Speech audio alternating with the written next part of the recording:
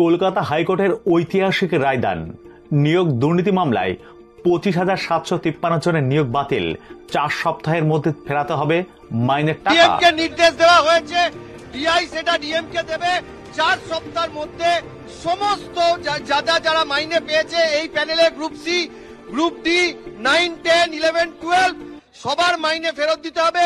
Entire recruitment process have been cancelled by the honourable high court. ভোটের মুখে রাজ্য সরকারকে ঐতিহাসিক ধাক্কা কলকাতা হাইকোর্টের।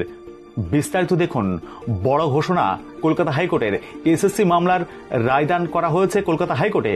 350টি মামলার আবেদন, 280 পাতা রায়ে 370টি প্যারাগ্রাফ রয়েছে। কোর্টের তরফে জানানো হয়েছে পুরো প্যানেল নাল অ্যান্ড ভয়েড। কোর্টের তরফে জানানো হয়েছে যে ওএমআর নষ্ট করার আগে স্ক্যান কপি রাখা হয়নি। কোর্টের তরফে জানানো হয়েছে পুরো নিয়োগ বাতিল করা হলো। হাইকোর্ট জানিয়েছে সিবিআই এই ঘটনার তদন্ত চালিয়ে যাবে। রাজ্যের কারাযুক্ত সুপার নিউমেরিক পোস্ট তৈরি করা নিয়ে সেটা নিয়েও সিবিআই তদন্ত করতে পারবে। বেআইনি নিয়োগ আটকাতে অতিরিক্ত শূন্যপদ তৈরি করা হচ্ছিল বলে আদালতের পর্যবেক্ষণ। 23 লক্ষ মোট চাকরি প্রার্থী। 2016 সালে এসএসসি নিয়োগ শূন্যপদ 24,640টি, কিন্তু 25,753টি নিয়োগ ইস্যু করা হয়েছিল। অর্থাৎ শূন্যপদের থেকে 1,113 জনকে বাড়তি নিয়োগপত্র দেওয়া হয়েছিল। এই নির্দেশের উপর এসএসসি বিতর্কিত চাকরি প্রার্থীরা স্টে চাইলে তা বাতিল করে দেওয়া হয় ডিভিশন বেঞ্চের তরফে। প্যানেলের মেয়াদ শেষ হওয়ার পর যারা চাকরি পেয়েছিলেন তাদেরকে টাকা ফেরানোর নির্দেশ দেওয়া হয়েছে। এসএসসি মামলায় প্রায় 8,000 চাকরি বাতিলের নির্দেশ দিয়েছিল কলকাতা হাইকোর্টের প্রাক্তন বিচারপতি অভিজিৎ গঙ্গোপাধ্যায়। সেই নির্দেশ স্থগিতাদেশ দেওয়া হয়। পরবর্তীকালে সেই মামলার যায় সুপ্রিম কোর্টে। এসএসসি চাকরি বাতিলের মামলা হাইকোর্টের ফেরত পাঠানো হয় সুপ্রিম কোর্ট থেকে। বিচারপতি দেবাংশু বসাক এবং বিচারপতি মোহাম্মদ সাব্বির রশিদের বেঞ্চকে 6 মাসের মধ্যে রায় ঘোষণার নির্দেশ দেয় সুপ্রিম কোর্ট। জানা গিয়েছে মাত্র 3 মাসের শুনানি শেষ করে রায় ঘোষণা করা হয়েছে বেঞ্চের তরফে। ডিএমকে নির্দেশ দেওয়া হয়েছে, ডিআই সেটা ডিএমকে দেবে 4 সপ্তাহের মধ্যে। সমস্ত যারা মাইনে পেয়েছে এই প্যানেলে গ্রুপ সি, গ্রুপ ডি, 9, 10, 11, 12 সবার মাইনে ফেরত দিতে হবে। Entire recruitment process have been cancelled by the honourable high court Calcutta.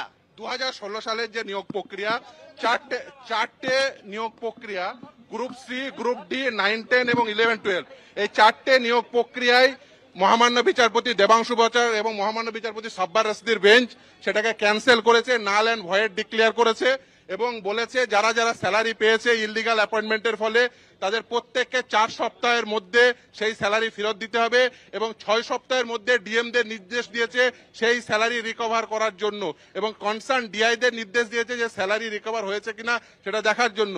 এবং এই মহামান্য বিচারপতি এই নির্দেশও দিয়েছেন এই যে ওএমআর শিট, যেটা এতদিন ধরে ওরা আর্গুমেন্ট করছিল যে 65B সার্টিফিকেটটা ভ্যালিড কি ভ্যালিড নয়, আজকে মহামান্য বিচারপতিদ্বয় এই নির্দেশ দিয়েছেন হ্যাঁ 65B যে সার্টিফিকেট দেওয়া হয়েছে সেটা এভিডেন্স একটা অ্যাডমিসেবল। তাই ওএমআর শিট ম্যানিপুলেশনের ফলে যারা চাকরি পেয়েছেন, প্যানেল এক্সপায়ার হওয়ার পরে যারা চাকরি পেয়েছেন, র্যাঙ্ক জাম্প করে যারা চাকরি পেয়েছেন এবং সর্বোপরি যে যারা নন লিস্টেড ক্যান্ডিডেট চাকরি পেয়েছেন প্রত্যেকের চাকরি ক্যান্সেল। 4 সপ্তাহের মধ্যে 25,000 চারটে নিয়োগ প্রক্রিয়া মিলে 25,753 জনকে অ্যাপয়েন্টমেন্ট লেটার ইস্যু করেছিল বোর্ড। সেই 25,753 জনেরই অ্যাপয়েন্টমেন্ট লেটার তাই সেগুলোকে সব ইনভ্যালিড করে দিয়েছে, সেগুলো বাতিল করে দিয়েছে এবং শুধুমাত্র সোমা দাস বলে একজন ক্যান্ডিডেট যে হিউম্যানিটেরিয়ান গ্রাউন্ডে চাকরি পেয়েছিল তারই শুধুমাত্র চাকরিটা আছে। ইভেন এই যে ইললিগালিটি হয়েছে সেটা ক্যাবিনেটও সেই ইললিগালিটির কগনিজেন্স নিয়েছিল এবং ক্যাবিনেট সেই ইললিগালিটির কগনিজেন্স নিয়ে তারাও সুপার নিউমেরিক পোস্ট তৈরি করেছিল। আজকে মহামান্য বিচারপতি একদমই দেখুন আজকে এখন সেই ইস্যুটা ছিল না, কিন্তু সুপার নিউমেরিক পোস্ট তৈরি করার জন্য ক্যাবিনেট যে ইললিগালিটির পয়েন্টটাকে কগনিজেন্স নিয়েছিল সেটাও আদালত কগনিজেন্স নিয়েছে। অর্থাৎ আর্টিকেল 12 সমস্ত অথরিটিগুলো যে তারা এই যে সেই ওএমআর শিটগুলোর উপর অ্যাক্টেড আপন করেছে সেটাও আজকে বলে 15 দিনের মধ্যে নিয়োগ প্রক্রিয়া শুরু করতে হবে। সেখানে কারা অংশগ্রহণ করবে? যারা অংশগ্রহণ করেছিল এসএসসি কে নির্দেশ দিয়েছে তারা আবার নতুন এজেন্সি অ্যাপয়েন্ট করে তারা আবার সিলেকশন। নিশ্চিতভাবে সেই জন্য এই লড়াইটাই বঞ্চিতদের এই চান্স দেওয়ার জন্য, তারা সুযোগ দেওয়ার জন্য এই লড়াই এবং তাই বঞ্চিতরা নিশ্চিতভাবে আশা করব